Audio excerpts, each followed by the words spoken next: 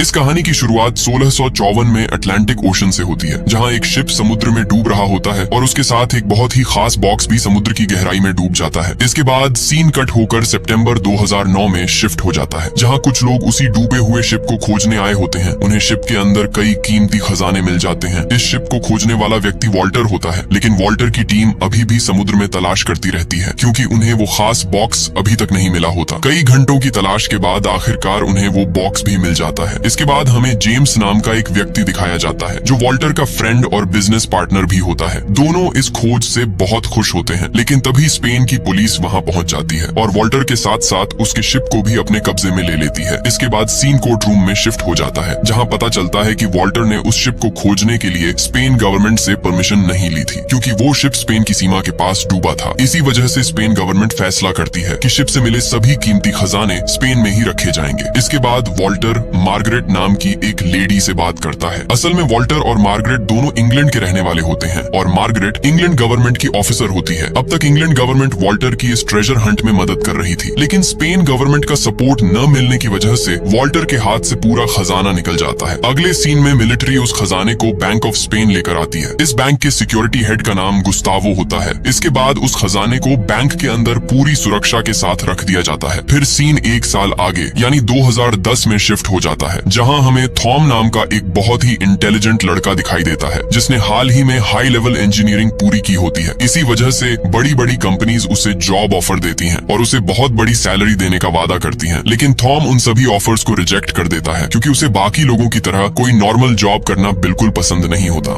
इसी वजह से थॉम के पिता भी बहुत परेशान रहते हैं। वो थॉम से कहते रहते हैं कि जितनी जल्दी हो सके अपनी जिंदगी में क्या करना है ये तय कर लो, लेकिन तभी किसी का मैसेज आता है जिसमें लिखा होता है बाहर आ जाओ। थॉम समझ नहीं पाता कि उसे किसने मैसेज किया है, फिर भी वो बाहर चला जाता है। बाहर आते ही एक आदमी उसे एक कोट पहनाता है। उस कोट के अंदर एक एड्रेस लिखा होता है जहां थॉम को पहुंचना होता है। जब थॉम उस जगह पहुंचता है तो वहां एक पार्टी चल रही होती है। वो सोचने लगता है कि आखिर उसे यहाँ किसने बुलाया है। तभी एक लड़की उसके पास आती है और उसे थोड़ा आगे ले जाती है। वो वहाँ खड़े एक आदमी से बात करने का नाटक करते हुए चुपचाप उसका वॉलेट चुरा लेती है। इसके बाद थॉम उससे पूछता है कि तुमने वॉलेट क्यों चुराया? तो वो कहती है कि मेरे पास कोई वॉलेट नहीं है। लेकिन तभी थॉम देखता है कि वो वॉलेट उसकी अपनी पॉकेट में रखा हुआ है, यानी वो लड़की बहुत ही बड़ी प्रोफेशनल थीफ होती है। इसके बाद वो थॉम को एक दूसरी जगह ले जाती है, जहाँ उसकी मुलाकात वॉल्टर से होती है। वॉल्टर थॉम से कहता है कि हम दुनिया के सबसे मुश्किल लॉकर को तोड़कर उसके अंदर से ट्रेजर चुराना चाहते हैं। उस लॉकर को मिरेकल ऑफ इंजीनियरिंग कहा जाता है। वो कैसे काम करता है और उसे कैसे खोला जाता है ये बैंक के लोगों के अलावा किसी को भी नहीं पता, इसलिए हमें तुम्हारी मदद चाहिए। असल में थॉम एक बहुत ही इंटेलिजेंट इंजीनियर होता है। इसी वजह से वॉल्टर को लगता है कि थॉम उस लॉकर का मैकेनिज्म समझकर उसे खोल सकता है। यही वजह है कि उसने थॉम को यहाँ बुलाया है। शुरुआत में थॉम इस काम के लिए मना कर देता है, लेकिन बाद में वो सोचता है कि शायद यही वो अलग और रोमांचक काम है जिसे करने की इच्छा उसे हमेशा से थी। इसके बाद वो घर जाकर बैंक ऑफ स्पेन के मिरेकल ऑफ इंजीनियरिंग लॉकर के बारे में रिसर्च करना शुरू करता है, लेकिन हर जगह उसे यही जानकारी मिलती है कि उस लॉकर को खोलना किसी भी चोर के लिए लगभग नामुमकिन है। यही बात थॉम को और भी ज्यादा उत्साहित कर देती है और वो वॉल्टर की टीम में शामिल होने का फैसला कर लेता है। जब थॉम एयरपोर्ट पहुंचता है तो वहाँ उसकी मुलाकात उसी लड़की से होती है जिसका असली नाम लोरेन होता है। इसके बाद दोनों स्पेन पहुंच जाते हैं, जहाँ उन्हें पता चलता है कि वहाँ फुटबॉल मैच चल रहा है और स्पेन की टीम क्वार्टर फाइनल में पहुंच चुकी है। इसके बाद दोनों एक रूम में पहुंचते हैं, जहाँ वॉल्टर थॉम की मुलाकात अपनी पूरी टीम से करवाता है। सबसे पहले वो क्लाउस से मिलवाता है, जो टीम का कंप्यूटर हैकर होता है। फिर वो जेम्स से मिलवाता है, जो हर तरह का काम करने के लिए हमेशा तैयार रहता है। इसके बाद वो साइमन से मिलवाता है, जिसके पास किसी भी मुश्किल चीज का इंतजाम करने की खास क्षमता होती है। अब इस पूरी टीम में थॉम का काम मास्टरमाइंड बनकर प्लान तैयार करना और हाइस्ट को सफल बनाने में सबकी मदद करना होता है।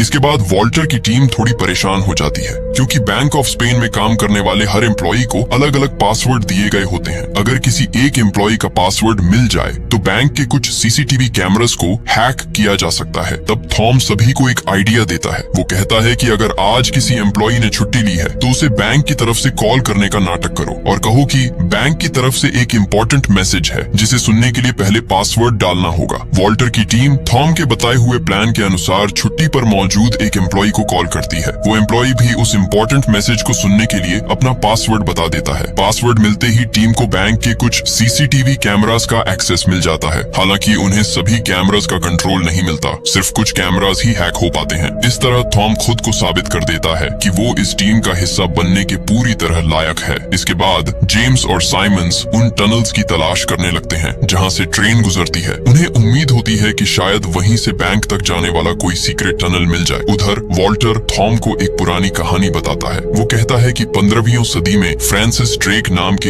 एक आदमी ने स्पेन से एक खजाना चुराकर कहीं छिपा दिया था, लेकिन उसने वो खजाना कहाँ छिपाया ये आज तक किसी को नहीं पता। हाँ, उसने उस जगह के क्लूज 3 कॉइन्स पर जरूर छोड़ दिए थे और वो तीनों कॉइन्स एक खास बॉक्स के अंदर रखे हुए थे। असल में वॉल्टर उसी बॉक्स की बात कर रहा होता है जो मूवी की शुरुआत में शिप के साथ समुद्र में डूब गया था, और अब वही बॉक्स बैंक ऑफ स्पेन के मिरेकल ऑफ इंजीनियरिंग लॉकर के अंदर रखा हुआ है। यहाँ एक और बात पता चलती है कि वॉल्टर के पास पैसों की कोई कमी नहीं है, फिर भी वो ट्रेजर हंट करता है क्योंकि उसे खजाने ढूंढने का शौक है। इसके बाद पूरी टीम प्लानिंग शुरू करती है। बैंक के हर कोने में सीसीटीवी कैमरास लगे हुए हैं और अगर बैंक के अंदर कोई भी गड़बड़ हो जाए तो उसे संभालने के लिए हमेशा 500 सोल्जर्स तैयार रहते हैं। इसी वजह से टीम सीधे बैंक के अंदर नहीं जा सकती, उन्हें बैंक से जुड़े किसी सीक्रेट टनल के रास्ते अंदर जाना होगा। टीम के पास 2 ड्राइंग्स भी होती हैं। पहली ड्राइंग उस इंजीनियर ने बनाई थी जो पहले बैंक में काम करता था और जिसने मिरेकल ऑफ इंजीनियरिंग लॉकर का अंदरूनी डिजाइन देखा था।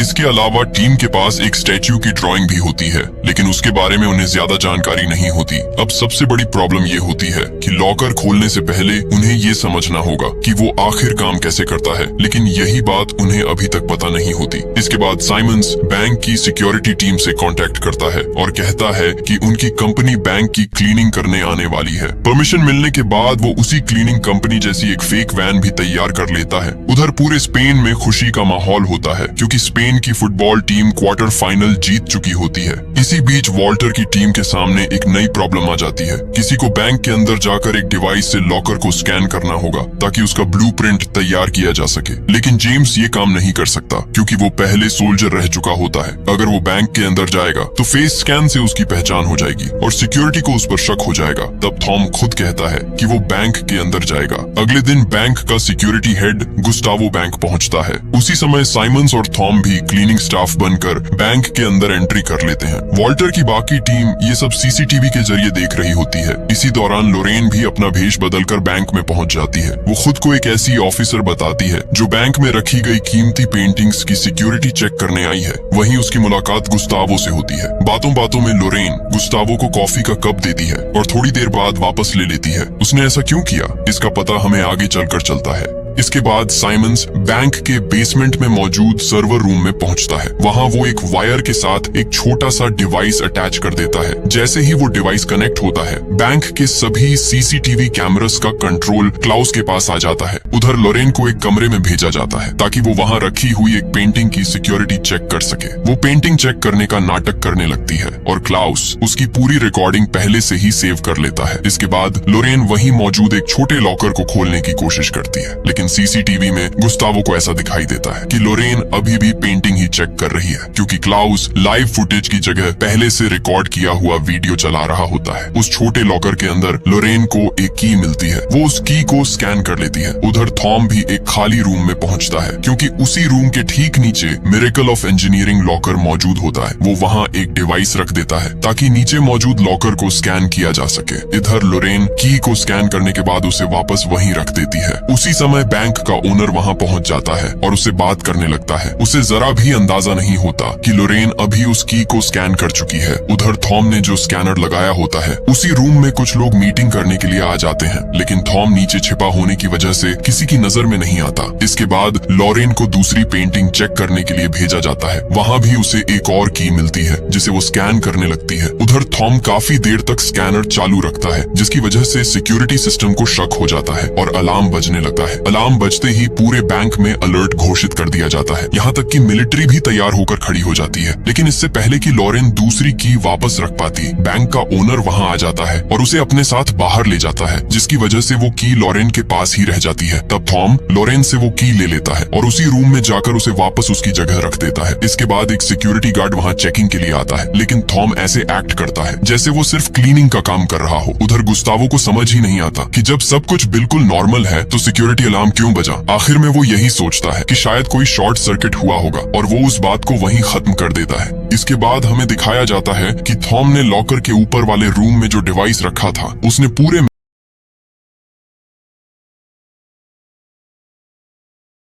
के ऊपर वाले रूम में जो डिवाइस रखा था उसने पूरे मिरेकल ऑफ इंजीनियरिंग लॉकर को स्कैन करके उसका पूरा ब्लूप्रिंट तैयार कर लिया होता है। ब्लूप्रिंट देखने के बाद थॉम पूरी टीम को समझाता है कि लॉकर के चारों तरफ बहुत मोटी कंक्रीट की दीवारें बनी हुई हैं और लॉकर के नीचे एक टनल है, जबकि उसके ठीक ऊपर एक बहुत बड़ा वाटर टैंक मौजूद है। वाटर टैंक को देखकर थॉम को पूरा मैकेनिज्म समझ में आ जाता है। असल में मूवी की शुरुआत में जिस ड्राइंग का जिक्र हुआ था उसमें लॉकर रूम के अंदर एक स्टैच्यू दिखाई गई थी जिसके हाथ में एक बैलेंस स्केल था। उसका असली मतलब ये था कि अगर लॉकर रूम के अंदर जरा सा भी वेट कम या ज्यादा हुआ तो ऊपर वाले टैंक का पूरा पानी लॉकर रूम में भर जाएगा और अंदर मौजूद चोर वहीं डूबकर मर जाएंगे। वहां से बाहर निकलना लगभग नामुमकिन होगा। यानी असली चैलेंज लॉकर को खोलना नहीं है, बल्कि उसके अंदर जाने के बाद जिंदा बाहर निकलना है। उधर गुस्तावो और बैंक का ओनर अभी भी कंफ्यूज होते हैं। उन्हें समझ नहीं आता कि सब कुछ ठीक होने के बावजूद सिक्योरिटी अलार्म क्यों बजा था। इधर थॉम लॉकर से सुरक्षित बाहर निकलने का कोई रास्ता ढूंढने में लगा रहता है। उसी दौरान जेम्स और साइमंस काफी मेहनत के बाद लॉकर के नीचे मौजूद टनल तक पहुंच जाते हैं। वहां उन्हें एक बड़ी मशीन दिखाई देती है जिस पर वेट मापने वाला मीटर लगा होता है। उसे देखकर उन्हें यकीन हो जाता है कि थॉम का अंदाजा बिल्कुल सही था। अगर लॉकर रूम के अंदर थोड़ा सा भी वेट बदल गया तो ऊपर का पूरा पानी तुरंत अंदर भर जाएगा। असल में टनल के ठीक ऊपर ही लॉकर रूम बना हुआ होता है। लेकिन तभी जेम्स और साइमंस वॉल्टर को एक चौंकाने वाली बात बताते हैं। अगर टनल से होल बनाकर लॉकर रूम तक पहुंचना है तो इसमें कम से कम 15 दिन लगेंगे। ये सुनते ही पूरी टीम निराश हो जाती है, क्योंकि इस समय पूरे स्पेन का ध्यान फुटबॉल मैच पर है। लेकिन 15 दिन बाद टूर्नामेंट खत्म हो जाएगा और फिर सबका ध्यान दोबारा बैंक की सिक्योरिटी पर चला जाएगा। इसी दौरान वॉल्टर बाहर देखता है कि बैंक के सिक्योरिटी कैमरास सड़क पर फुटबॉल मैच देख रही भीड़ की तरफ घुमाए गए हैं। तभी पूरी टीम एक नया प्लान बनाती है कि टनल से जाने के बजाय बैंक की छत के रास्ते अंदर घुसा जाएगा और ये काम फुटबॉल फाइनल वाले दिन किया जाएगा, क्योंकि उस दिन सिक्योरिटी का ध्यान भी मैच पर रहेगा। उधर गुस्तावो को क्लीनिंग कंपनी से पता चलता है कि पिछले 2 दिनों से उनकी कंपनी का कोई भी वर्कर बैंक में क्लीनिंग के लिए आया ही नहीं था। तब उसे समझ में आ जाता है कि कोई फेक क्लीनिंग स्टाफ बनकर बैंक के अंदर आया था। इसके बाद गुस्तावो, साइमंस और थॉम की पूरी जानकारी निकालकर बैंक ओनर को दिखाता है और कहता है कि कुछ चोर बैंक में घुसने की कोशिश कर चुके हैं, इसीलिए अब सिक्योरिटी को पहले से भी ज्यादा अलर्ट रहना होगा। उधर वॉल्टर की टीम को भी ये पता चल जाता है कि गुस्तावो अब समझ चुका है कि साइमंस और थॉम असली क्लीनर्स नहीं थे।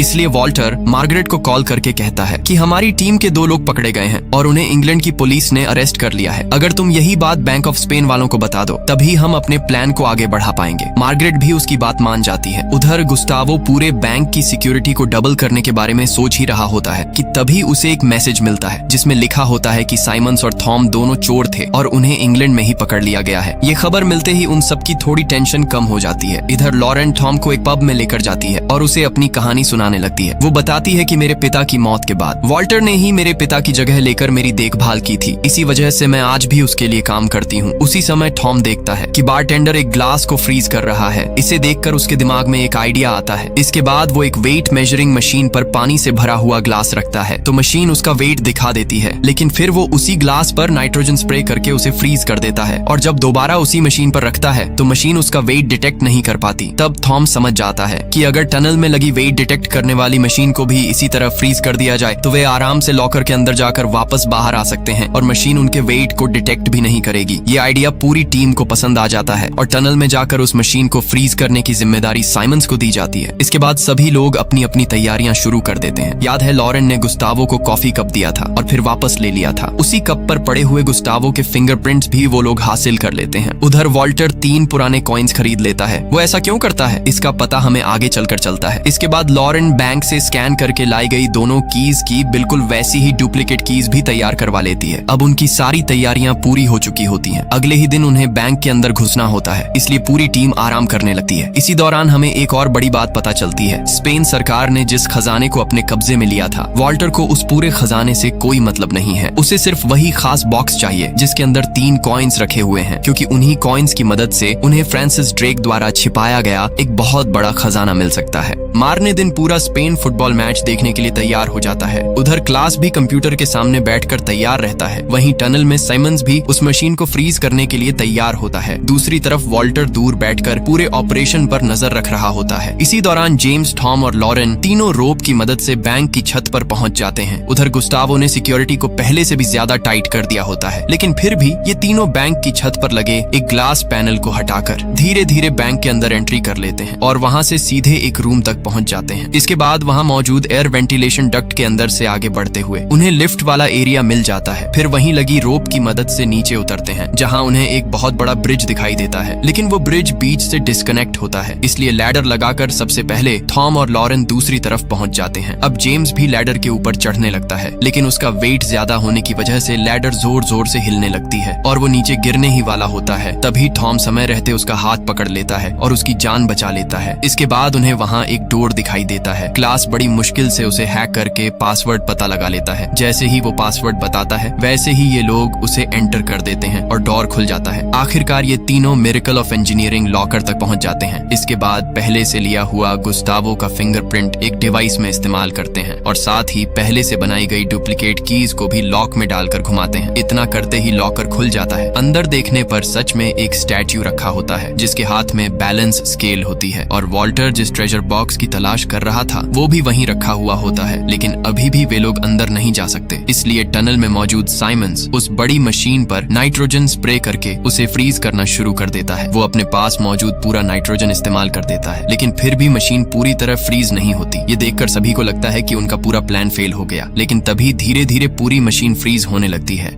इसके बाद तीनों लॉकर के अंदर चले जाते हैं। क्योंकि मशीन पूरी तरह फ्रीज हो चुकी होती है, इसलिए वो उनके वेट को डिटेक्ट नहीं कर पाती। अब तीनों उस खास बॉक्स को ढूंढना शुरू कर देते हैं जिसके अंदर 3 कॉइन्स रखे हुए होते हैं, लेकिन दूसरी तरफ वो मशीन धीरे धीरे अनफ्रीज भी होने लगती है। उधर गुस्तावो की टीम को बैंक के अंदर एक कबूतर दिखाई देता है। उसे देखकर उन्हें शक होता है कि ये अंदर कैसे आया। जब वो ऊपर जाकर देखते हैं तो उन्हें वही ग्लास पैनल खुला हुआ मिलता है जहाँ से जेम्स और उसकी टीम अंदर आई थी। तभी गुस्तावो समझ जाता है कि कोई बैंक के अंदर घुस चुका है। इधर वॉल्टर और उसकी टीम को भी पता चल जाता है कि गुस्तावो को उनकी एंट्री के बारे में मालूम हो चुका है और अब वो उन्हें ढूंढ रहा है। इसलिए वॉल्टर कहता है कि अब बाहर निकलना नामुमकिन है, तुम लोग सरेंडर कर दो। लेकिन तभी जेम्स अचानक गन निकालकर वॉल्टर से कहता है कि कॉइन्स वाला बॉक्स मुझे दे दो। यानी जेम्स वॉल्टर और उसकी पूरी टीम को धोखा दे रहा होता है। उसी समय लॉकर का डोर भी अपने आप बंद हो जाता है, क्योंकि मशीन पूरी तरह अनफ्रीज हो चुकी होती है और उसने अंदर मौजूद लोगों का वेट डिटेक्ट कर लिया होता है। अब गुस्तावो की टीम को भी इस बात का पता चल जाता है, इसलिए सारे मिलिट्री सोल्जर्स बैंक की सिक्योरिटी के लिए तैयार होकर खड़े हो जाते हैं। उधर लॉकर के अंदर तेजी से पानी भरना शुरू हो जाता है। तभी जेम्स कॉइन्स वाला बॉक्स उठाता है और जिस रास्ते से पानी अंदर आ रहा होता है उसी रास्ते से तैरकर बाहर निकलने लगता है। लेकिन टॉम और लॉरेन इतनी तेजी से तैर नहीं पाते। तभी टॉम को एक बात समझ में आती है कि इस लॉकर में पानी पूरी तरह भर जाने के बाद ही ऊपर से आने वाला पानी बंद होगा। इसलिए टनल में मौजूद वेट डिटेक्ट करने वाली मशीन को ये यकीन दिलाना होगा कि लॉकर का वेट पहले से बहुत ज्यादा बढ़ चुका है। तभी टनल में मौजूद साइमंस अपने पास रखे हुए सारे सिलेंडर्स उस मशीन के ऊपर रख देता है ताकि उसका वेट अचानक बढ़ जाए। इसी दौरान साइमंस ने पहले जिस सर्वर रूम में जाकर सीसीटीवी हैक करने के लिए एक छोटा सा डिवाइस लगाया था, गुस्तावो की टीम उस डिवाइस को निकाल देती है और उसी के साथ सभी सीसीटीवी कैमरास का कंट्रोल फिर से गुस्तावो के पास आ जाता है। जब वो लॉकर के अंदर लगे कैमरा को देखते हैं तो उसी समय टॉम उसे भी रिमूव कर देता है, लेकिन लॉकर के अंदर पानी लगातार भरता ही जा रहा होता है। उधर जेम्स किसी तरह लॉकर से बाहर निकल चुका होता है और टनल में मौजूद साइमंस ने वेट मशीन पर सारे सिलेंडर्स रख दिए होते हैं, जिसकी वजह से मशीन ओवरलोड हो जाती है और लॉकर में पानी आना बंद हो जाता है। इधर थॉम ने कैमरा हटा दिया होता है, इसलिए वॉल्टर और क्लास को भी ये पता नहीं चल पाता कि थॉम और लॉरेन जिंदा हैं या नहीं। उधर गुस्तावो अपनी टीम के साथ लॉकर रूम तक पहुंचता है, लेकिन वहां उसे